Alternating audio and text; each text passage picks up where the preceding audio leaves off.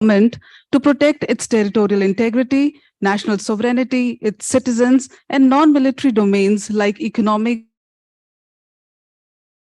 security, cybersecurity, human security, ecology, counterterrorism, strategies, and so on.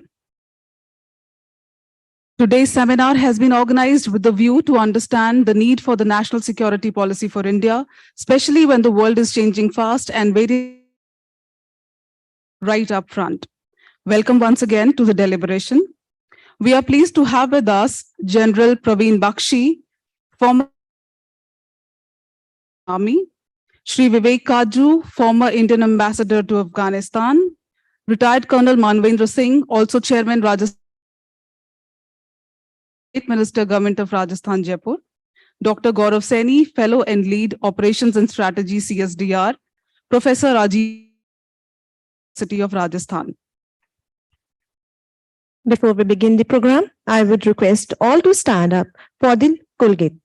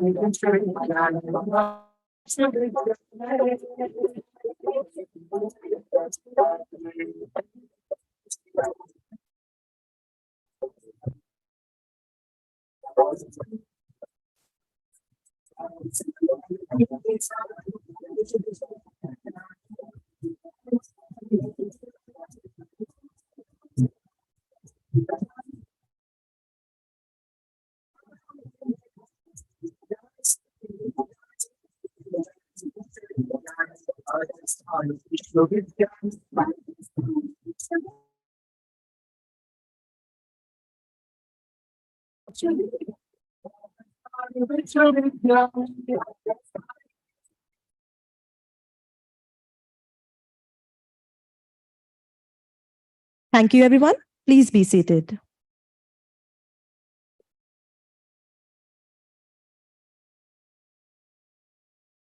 And Head Department of Political Science, University of Rajasthan, to extend a hearty welcome to Lieutenant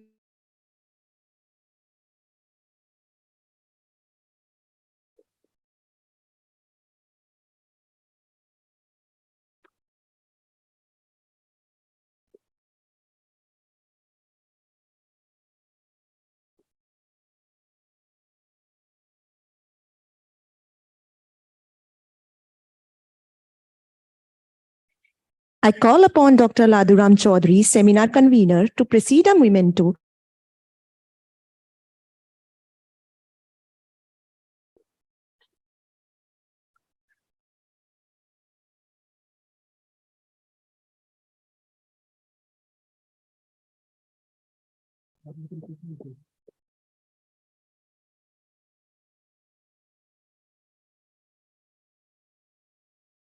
Kaju, former Indian Ambassador to Afghanistan,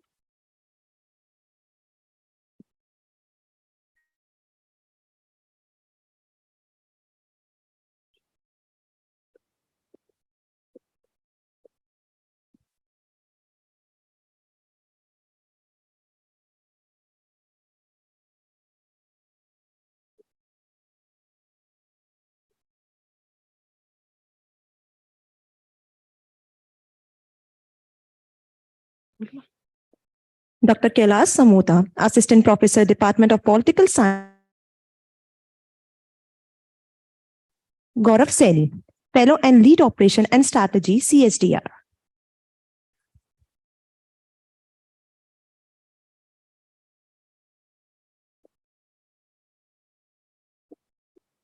Thank you, sir. I invite Dr. Rohil, Professor Rajiv Jain, present him a memento.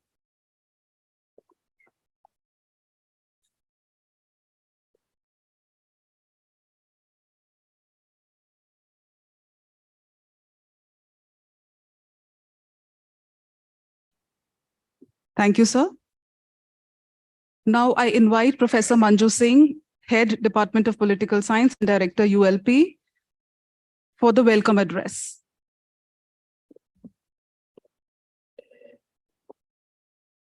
Good morning, everybody. It gives me immense pleasure to welcome you all to the inaugural session of 2 days international seminar on Indian national security policies, strategies, and challenges. A special welcome to the keynote speaker, Lieutenant General Praveen Bakshi. Guest for the inaugural session, Colonel Manvendra Singh, State Minister, Government of Rajasthan and Chairman, Rajasthan Sainik Welfare Advisory Committee.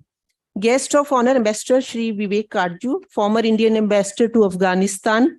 Dr. Gaurav Saini, Fellow Lead Operations and Strategy, CSDR. And the Chairman for the session, Professor Rajiv Jain, Honorable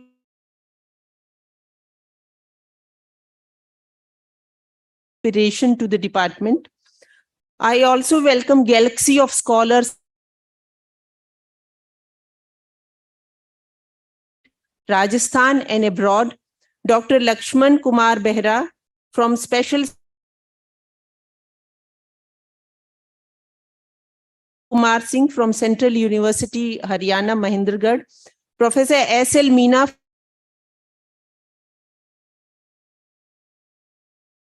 South Asian University, New Delhi, Dr. Rajiv Ranjan,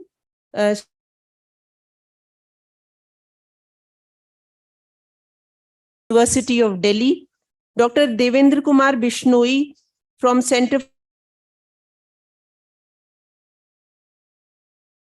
Central University of Himachal Pradesh, Dharamshala, Dr. Sardar Patel University, Jodhpur, Dr. Surbhi Gupta, Sardar Patel, Dr. Drew Shuflateski, Minister of Counselor for Economic Affairs,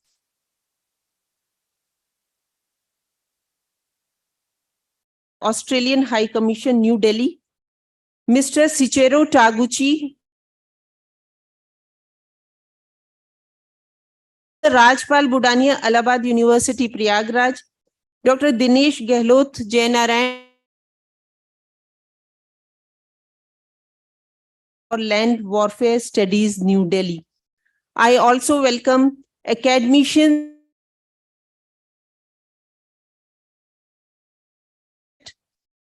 I also welcome Madam Karju. Thank you so much, ma'am, for coming.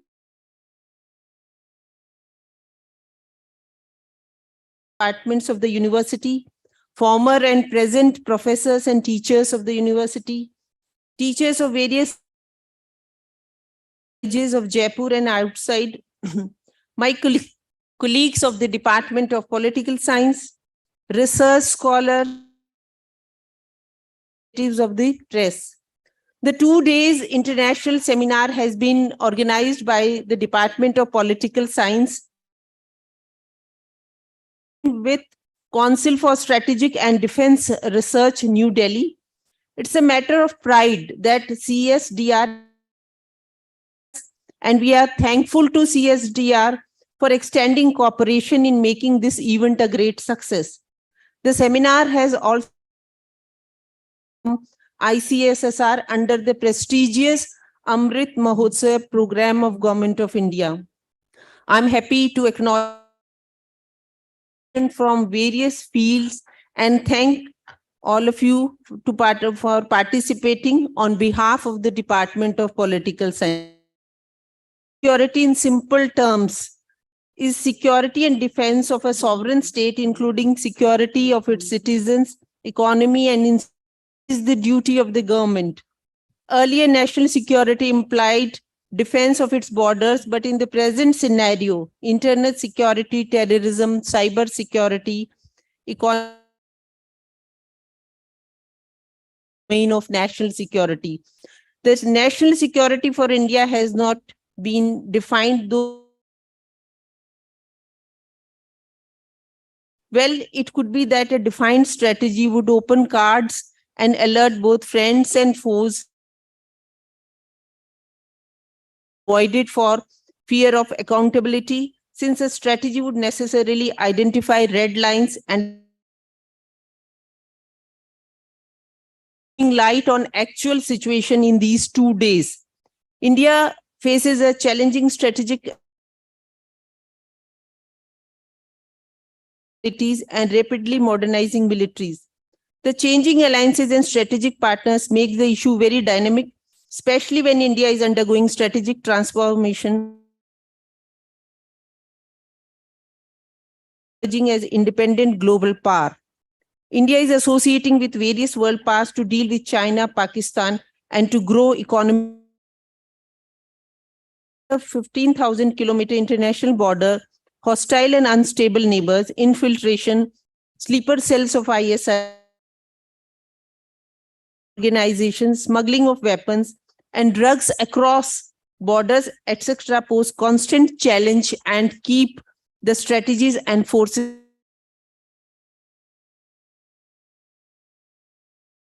of national security in detail. And the speakers, I hope, would deliberate on the internal security threats which cannot be dealt with the same coercive force, since they are by and large created because of economic and social grievances by our own citizens.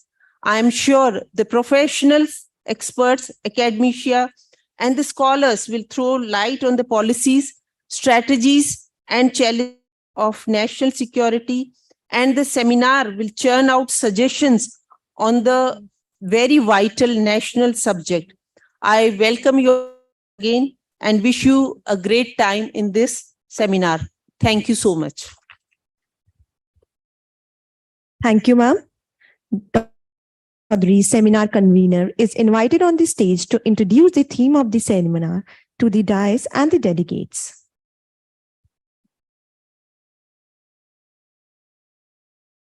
Thank you. Respected dais, dignitaries, colleagues of the university. This year, we have chosen the theme of the seminar, India's national security strategies and challenges, to mark and celebrate India's achievements in last 75 years of independence, field of national security, and what we need to improve it. As we know that national security is a transdisciplinary, and therefore it needs critical engagement of the academia from various disciplines, ranging from political science, economics, and other subjects of social sciences. To get understanding of national security policies, the seminar is aimed to analyze some of these critical questions. One, that what has been India's national security policy strategies since last 75 years, and how the current situations at the international, the COVID crisis, and India's economic conditions and global power equations are reshaping the discourse.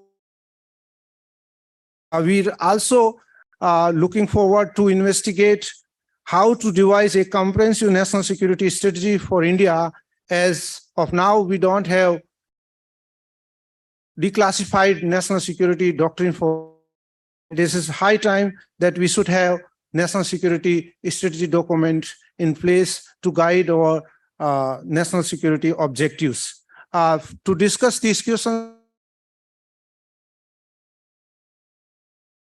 technical sessions, technical session. First, we'll deal with national security's theoretical, conceptual, and historical aspects. Then we will discuss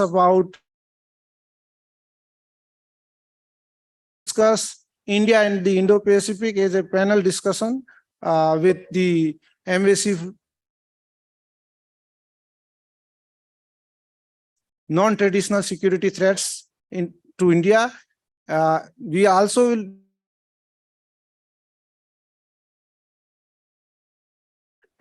we'll also discuss what are the major issues in the contemporary context.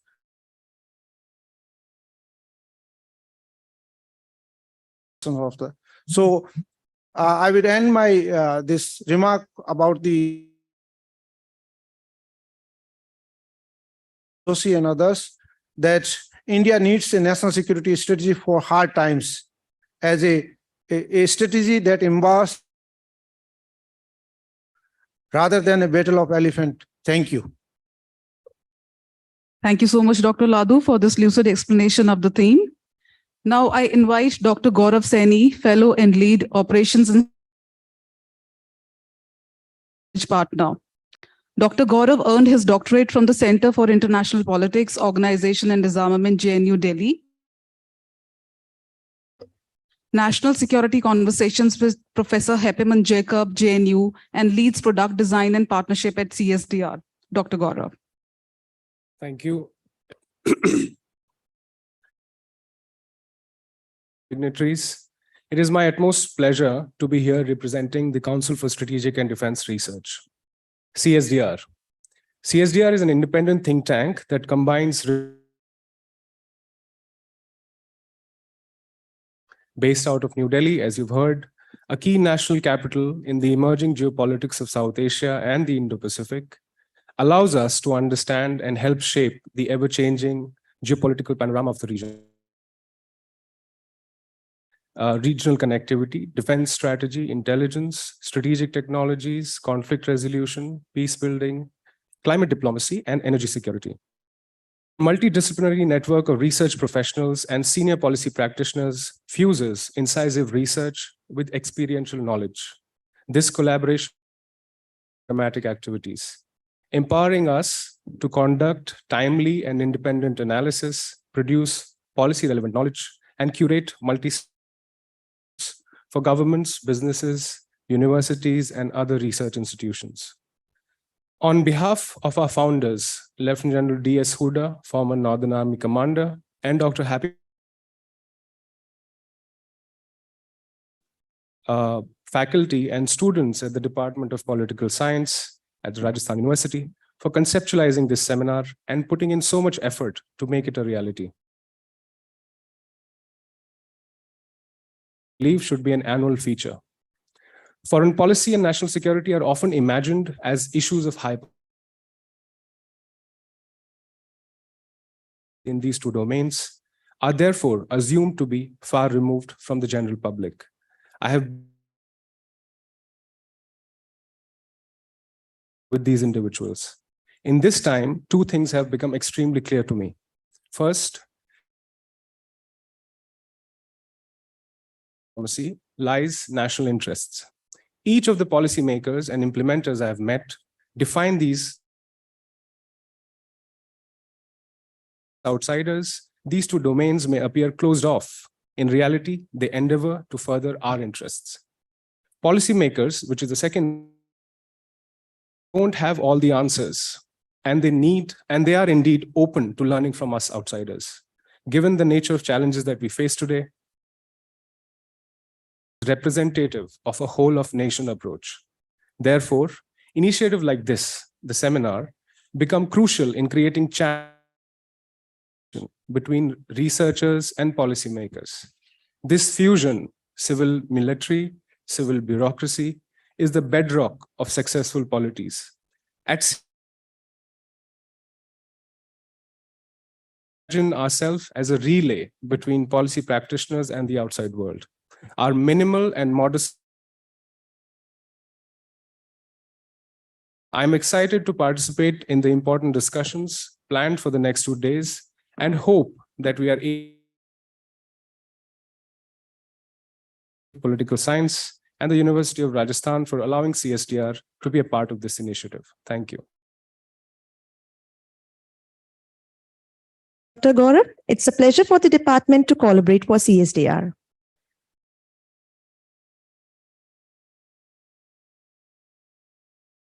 Address by the Lieutenant General Praveen Bakshi. Lieutenant General Praveen Bakshi is the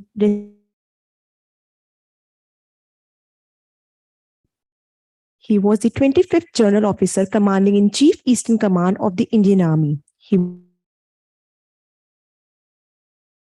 including the LAC, internal security of the insurgency areas in the northeastern Bangladesh and Bhutan, including with the China on the Sikkim border in the June 2012. Currently, he's on the board of Goldsmith MG25 India for corporate strategies coaching. You're welcome, sir. The floor is yours. Thank you. Professor Rajiv Jain, Vice Chancellor, Honorable Minister Colonel Manvinder Singh,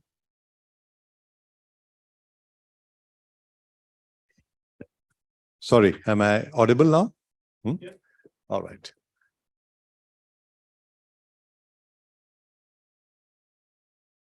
Ladies and gentlemen, I am indeed delighted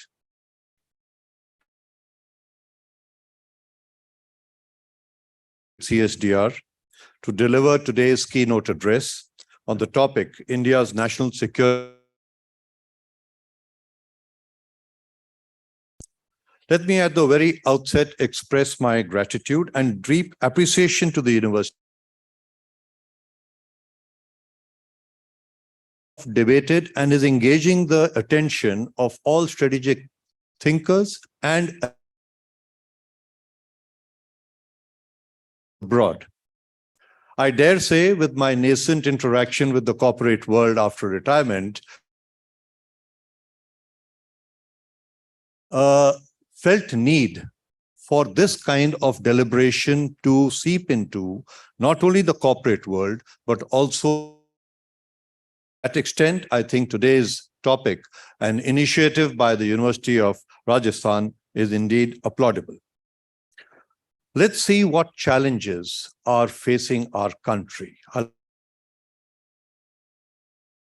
The world is spinning out of control, leading to global entropy.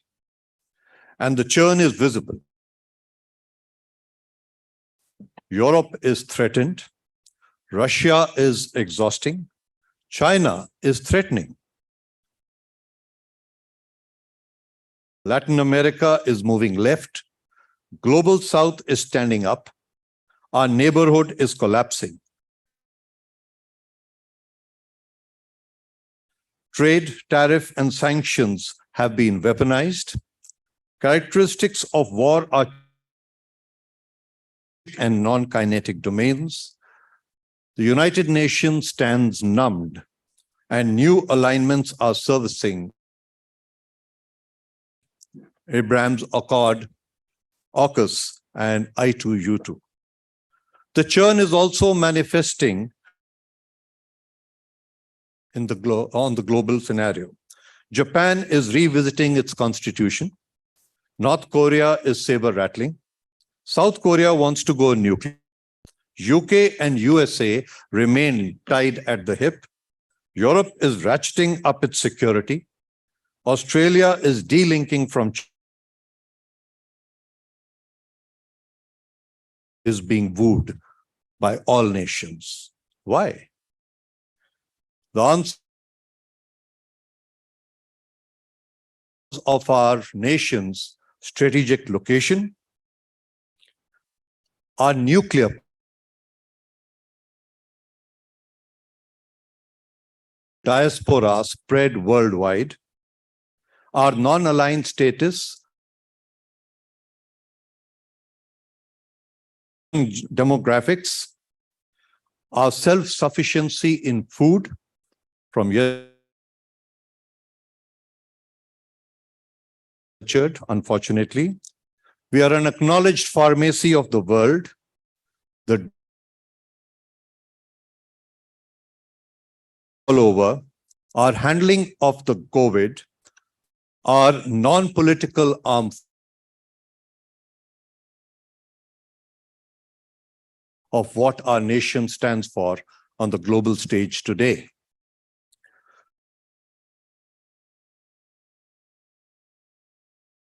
By Professor Manju, that security is no longer viewed solely through the prism of conventional military might for addressing threats of a security and territorial integrity. It includes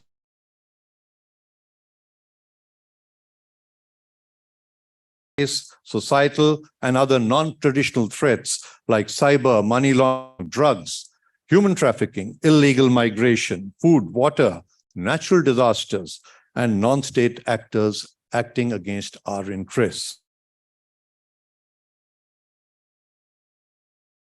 Security concern is that they are interconnected and interrelated.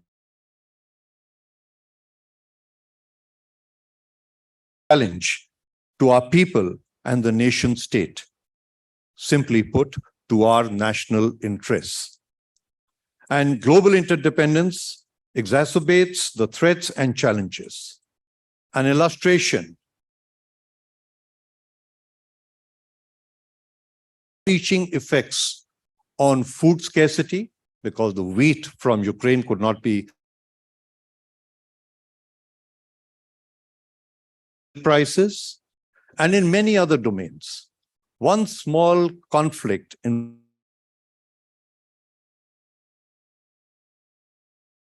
right across in varying domains of the world.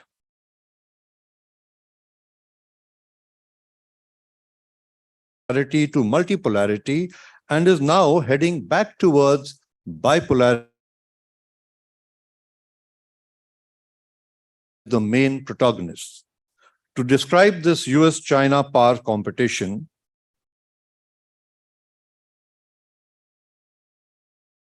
asymmetrical bipolarity, wherein the middle level and small interests vis-a-vis the two giants. The Indo-Pacific region, as somebody and conflict between the two powers, and India, by virtue of its dominant position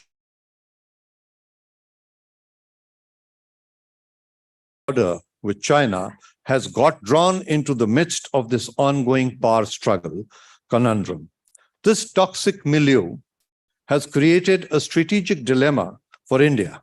Therefore, India must demonstrate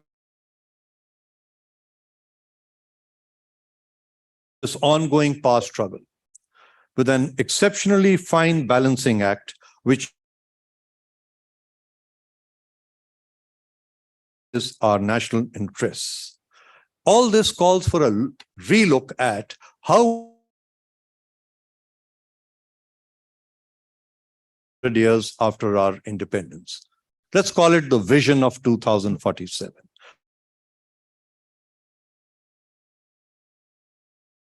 India should be seen as a confident, democratic, multicultural, and economically, ideologically committed to the principles of democracy enmeshed in our first-ranked powers of the world in science and technology, self-reliance,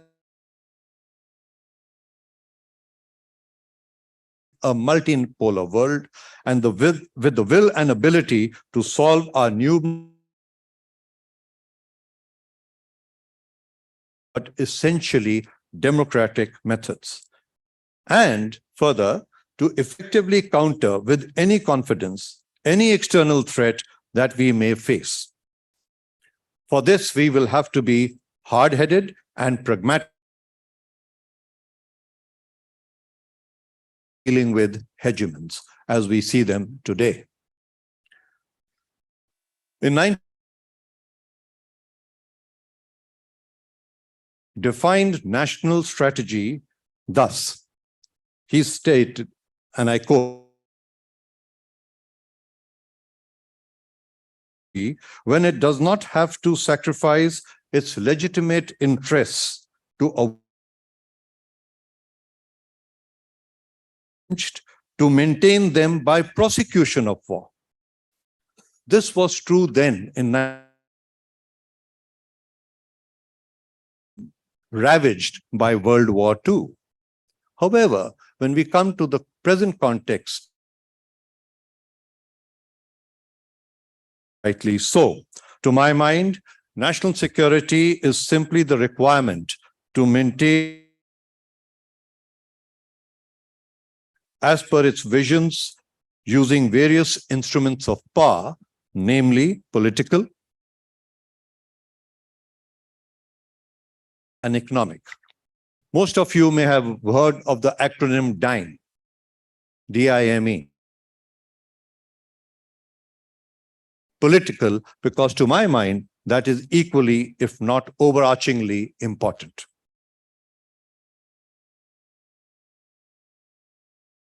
Where our most cherished values and beliefs, our democratic ways of life, our institutions,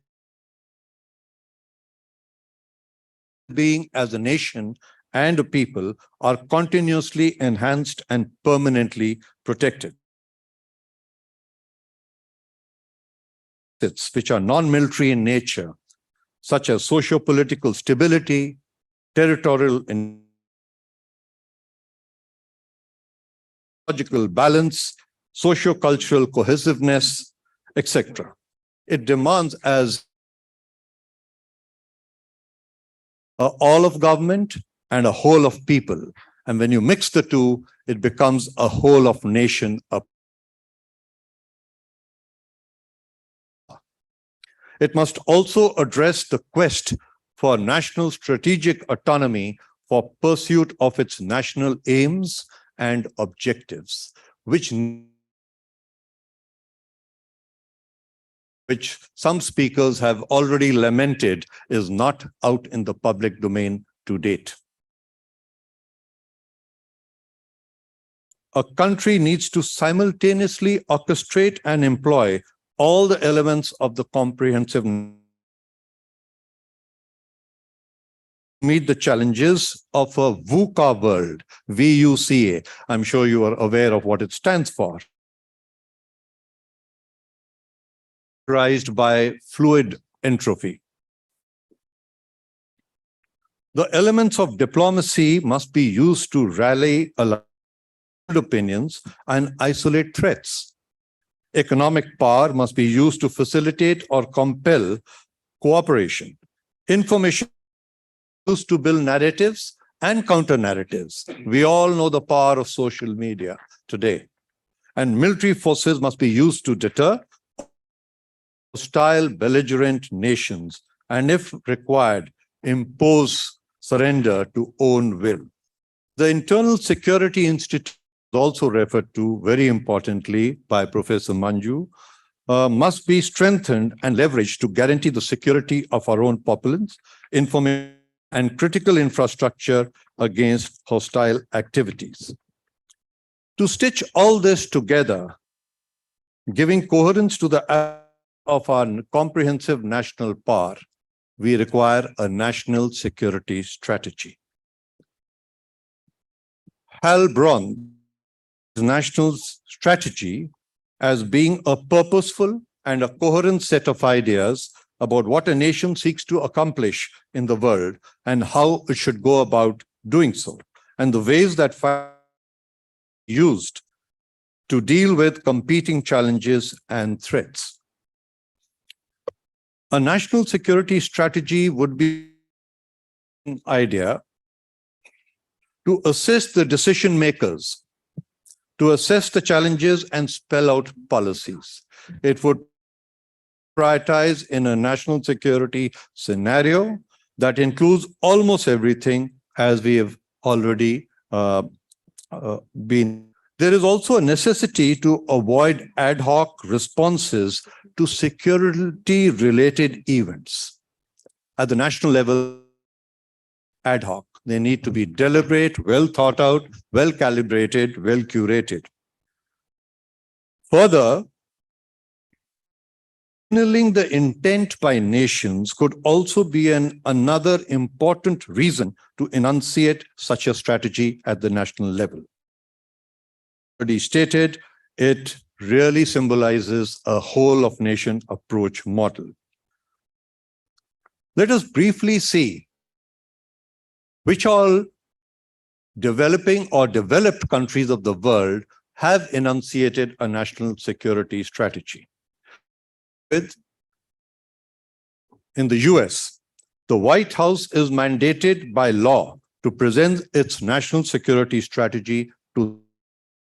This then cues into the national defense strategy, and thereafter the complicated task of defense authorizations, etc., is scrutinized both within the US and, more importantly, by the nations abroad. China produces a white paper intermittently, aimed actually heavily at external audiences. Its stated goal is to fully transform the People's Armed Forces, the PLA, into a world-class force by the mid-21st century, 25, when China completes its 100 years of independence. The UK, under Boris Johnson, had brought out an review 2021, aiming for a global Britain.